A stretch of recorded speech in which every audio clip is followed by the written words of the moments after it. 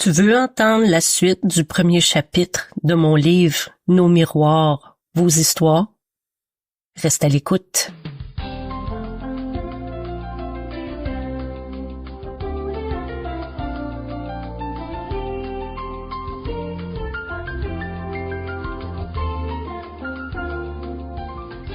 Dans le deuxième épisode, je te raconte comment est venue l'idée de me lancer dans l'écriture d'un livre. Je te fais un résumé de cette aventure qui a commencé grâce à une collègue de travail qui me racontait ses week-ends rocambolesques. C'est Natacha qui m'a inspiré le personnage de Rosalie, la coiffeuse aux cheveux fuchsia. Une coiffeuse tatouée, aux multiples piercings et avec un caractère pas banal du tout. C'est elle-même qui trône sur la page couverture de ce livre, avec les cheveux roses. Oui, ce sont les vraies personnes qui m'ont inspiré plusieurs histoires de ce livre qui apparaît sur la page couverture. Elles sont mes anciennes collègues de travail. Pourquoi mon livre a pour titre « Nos miroirs, vos histoires » ? C'est parce qu'à travers nos miroirs, en tant que coiffeuse, nous avons entendu toutes sortes d'histoires, parfois heureuses, parfois tristes et parfois même choquantes. Je continue la lecture de mon chapitre. Victoria est la dernière coiffeuse que j'ai eu le plaisir d'employer en tant que propriétaire de salon de coiffure. J'avais très envie de travailler avec cette jeune fille que j'avais eu le bonheur de coiffer pour son bal de fin d'études. C'est à cette occasion qu'elle m'a confié qu'elle se dirigeait vers ce domaine. Je l'ai encouragée à venir me voir aussitôt qu'elle aurait quelques notions de coiffure. Je suis un peu mère poule, et comme avec toutes les coiffeuses qui sont passées dans mon salon, je l'ai traitée comme ma fille. Victoria est une boule d'énergie. Enjouée, toujours de bonne humeur, elle est un rayon de soleil qui illumine le salon dès son entrée. Sa façon chantante de parler nous fait inévitablement sourire. En prime, elle est d'une beauté naturelle qui ne laisse personne indifférent. Victoria a une allure espagnole, teint basané à l'année, yeux bruns foncés et cheveux noirs. En plus, elle est toujours tirée à 4 épingles. Ce que je préfère par-dessus tout chez elle, c'est cette innocence qui l'habite et qui la rend si sympathique. Un vendredi, alors que nous travaillions au salon toutes les 4, Rosalie, Léonie, Victoria et moi, nous discutions avec les clientes de différents sujets. Voilà que Victoria nous a dit, une réglisse rouge à la main et du haut de ses 19 ans, « Saviez-vous qu'il n'y a pas de calories dans le sucre? » Étonnée, et en la taquinant un peu, je lui répondis. « Hein? Qu'est-ce que tu dis là, Vicky? » Rosalie, qui s'approchait, me jeta un regard avec un sourire en coin. « J'ai entendu ça à la télé, il n'y a pas de calories dans le sucre. » « Mais voyons, Victoria, faut pas croire tout ce que t'entends à la télé, » dit Rosalie. « Je vous le dis, il n'y a pas de calories dans le sucre, insista-t-elle. Léonie rétorqua à son tour. « Mais voyons, Victoria, ça se peut pas. » Je rajoutai. « Il n'y a pas de calories dans le sel, mais il y en a dans le sucre, chérie. » Victoria se ravisa. « Ah, à moins que ce soit dans le sel, » dit-elle, l'index en l'air, un peu pour elle-même. Évidemment, nous avons tout éclaté de rire. Il faut dire que Victoria est une bébite à sucre. Elle aime les bonbons de toutes sortes. Elle pourrait se nourrir uniquement de sucreries et de desserts. Elle en a toujours avec elle. Chocolat, jujubes et bonbons durs, peu importe la saveur ou la couleur. Elle vendrait son âme pour des friandises. On a ensuite passé la journée à la taquiner avec son sucre sans calories. Il règne une énergie particulière dans le salon, et ce, tous les jours où nous travaillons ensemble. Rien à voir avec les petites cliques qui se créent dans les milieux de travail où se trouvent en majorité des femmes. Les bitcheries et les regards de travers ne sont pas admis chez moi. Chaque matin, en entrant au salon, lorsque les horaires sont bien chargés, l'adrénaline est toujours au rendez-vous. La bonne humeur règne toujours et elle est contagieuse. On a une façon bien à soi de se saluer chaque fois qu'une coiffeuse entre au travail en début de journée. Bon matin les exceptionnels! Et les autres coiffeuses déjà sur place répondent en chœur. Bon matin! Nous avons beaucoup de plaisir à travailler ensemble. Bien sûr, on se raconte les secrets de nos clients quand le temps nous le permet. Les histoires de cœur, les confessions croustillantes, les mauvaises nouvelles, peu importe. On s'en glisse un mot en préparant une teinture ou dans la cuisinette, en pliant des serviettes. Fais-moi penser de te parler de Christine tantôt. On s'amuse à se faire languir.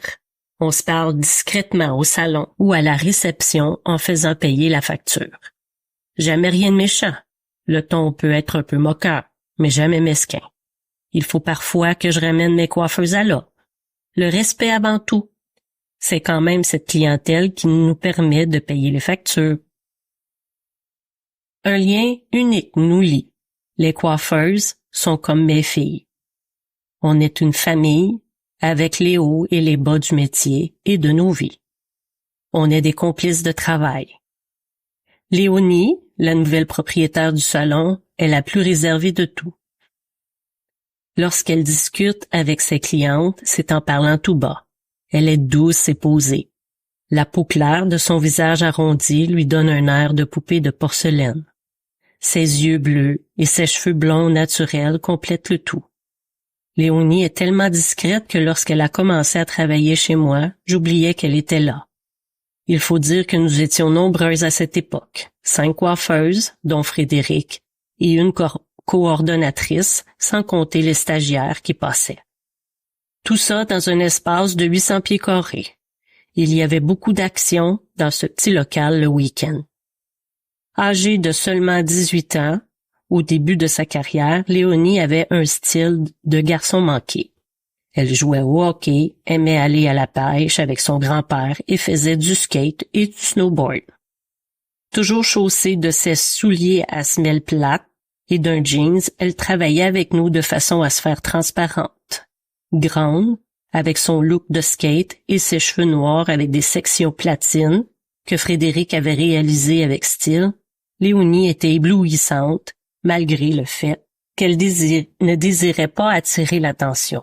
Il faut dire qu'à ce moment, elle n'avait pas beaucoup de place pour s'épanouir étant la dernière entrée au salon. À travailler avec autant de coiffeuses expérimentées, elle se faisait toute petite. Mais 1 an après son embauche, 2 de mes coiffeuses ont quitté le métier. Et quelques mois plus tard, 2 autres sont parties travailler chez un concurrent. Léonie a donc pu prendre sa place tout doucement. Nous n'étions plus que 3 après tout ce changement. Léonie était à la Benjamine, elle recevait la clientèle plus jeune. Comme pour la chenille dans son cocon, une transformation s'est faite tout doucement. Léonie a pris de l'aisance et de l'assurance, laissant de côté sa timidité. Ma confiance en elle lui a permis de gagner de l'expérience. Elle est devenue de plus en plus féminine. À la suite de mes conseils, elle a coloré ses cheveux avec des teintes cuivrées. Ses cheveux ont allongé et sa taille s'est affinée. Après quelques mois, comme le papillon qui éclot, Léonie est devenue une jeune femme magnifique, à la personnalité magnétique et par le fait même a su bien assumer son rôle de coiffeuse. Comme plusieurs jeunes de son âge, quelques tatouages l'habillent, mais bien cachés à l'abri des regards. Elle est maintenant attirée par tout ce qui brille et porte des souliers à semelles compensées. Ses talons sont si hauts que j'ai l'impression d'être une naine lorsque je suis près d'elle. Maintenant, tout le monde la remarque. À New York, lors d'un congrès de coiffure, tous les professionnels du domaine se retournaient sur son passage pour apprécier sa beauté et son style bien à elle. Certains ont même demandé à la prendre en photo pour immortaliser la belle rousse au teint de porcelaine et certainement aussi pour se donner un peu d'inspiration. Les mannequins dans les défilés semblaient banals à côté d'elle. Et Dieu sait à quel point c'est hot la mode à New York. Dans la rue, les hommes sifflaient sur son passage et l'un d'eux lui a même crié « What is your style? » Surprise, on s'est regardé et Victoria lui a répondu « It's Léonie's style. » À ce moment précis, Léonie a voulu se liquéfier, fondre pour mieux passer par la fente du trottoir et disparaître. « Arrêtez les filles! » Même en penchant sa tête vers l'avant et en tirant sur son petit béret blanc cassé, elle nous dépassait de plusieurs pouces avec ses bottes à talons hauts. C'est pas de notre faute s'il te trouve belle. Ça nous a plutôt amusés. Elle est devenue l'attraction de Times Square pendant quelques minutes. Lorsqu'on est grande, plus rousse qu'une Écossaise, et que deux coiffeuses se sont amusées à friser nos longs cheveux en bouclettes avec de nouveaux accessoires achetés la veille au congrès de coiffure, difficile de passer inaperçu, surtout avec un maquillage de star. Léonie s'est même fait demander en mariage par un homme d'origine arabe dans Chinatown, lors de notre magasinage. « Take me, take me !» Il ne cessait de le répéter après qu'elle lui ait demandé le prix d'un article. Avec mon rire, qui n'est pas du tout discret, je dis à Léonie, à la blague, « Veux-tu que je lui demande combien de chameaux tu vaux? » Elle me répond mal à l'aise, « Arrête, Estelle, tout le monde nous regarde. » « Mais le monde te regarde même si je ris pas. » Pendant tout le voyage, on se faisait un plaisir fou, Victoria et moi, à rester derrière elle pour apprécier les regards stupéfaits qui apparaissaient sur son passage. Telle une sirène, elle semblait les hypnotiser. Les gens ne pouvaient détacher leurs yeux de sa tignasse flamboyante. Lors de notre retour, dès son entrée dans l'avion, les passagers déjà assis se sont tous retournés un à un, comme une vague, pour la regarder marcher dans l'allée. C'est à ce moment que Victoria lui a donné un surnom. « Léonie, t'es comme la mascotte de Coiffure Exceptionnelle. »« Hey !» fait Léonie, d'un ton plutôt autoritaire et avec un regard que je ne lui connaissais pas. Je répète en riant. « Oh oui, la mascotte de Coiffure Exceptionnelle, c'est exactement ça.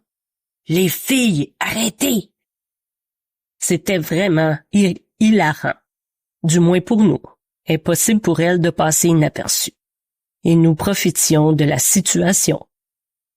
Mais le comble, c'est qu'au moment où nous sommes entrés dans le stationnement du centre commercial de Burlington, une grande affiche indiquait que c'était le week-end du Festival des mascottes. « Léonie! » cria Victoria. « Ils t'attendent! Il manquait juste toi! » Je ne pouvais pas m'empêcher d'éclater de rire. « Oh oui, c'est ta fin de semaine! » Léonie ne riait pas du tout. « Hey, les filles, vous êtes pas drôles pantoute! » Elle était vraiment fâchée. Elle nous jeta un regard noir et ça nous faisait rire encore plus. Vraiment trop pissant. Le plus amusant dans tout ça, c'est qu'elle ne se rendait même pas compte de l'effet qu'elle produisait. C'est ce qui faisait tout son charme. Petit à petit, Léonie s'est bâtie sa propre clientèle, une cliente à son image, faite de jeunes qui ont le goût de se démarquer avec des styles funky et colorés, mais aussi certaines de mes clientes de longue date, fidèles au salon, dont elle prend bien soin, comme si elle faisait partie de sa famille. Une clientèle devenue assez grande pour lui donner le goût de devenir propriétaire, comme si son avenir était déjà tracé. Maintenant, je te propose quelque chose. Tu as peut-être toujours eu envie d'écrire un livre, ou t'aimes écrire des poèmes. Peut-être que ton rêve, c'est d'écrire aussi des chansons. Lance-toi. Et tu pourrais être très surprise du résultat en te lisant. Pose-toi pas de questions. Lance-toi. Ça vaut le moment où tu peux tout créer sans que personne te juge. Pas obligé de faire lire ça à personne. Tu fais juste t'amuser. c'est pour ta satisfaction personnelle, peu importe où ça va t'amener.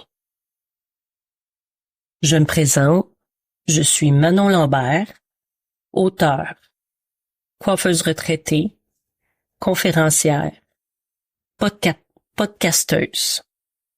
Je te propose maintenant de visiter ma page web manon-lambert.com si tu veux découvrir tout ce que je viens de te raconter et puis pouvoir observer un peu ma page couverture et découvrir qui est sur la page avec les cheveux roses. Je te dis à bientôt. Merci d'être à l'écoute. Ciao.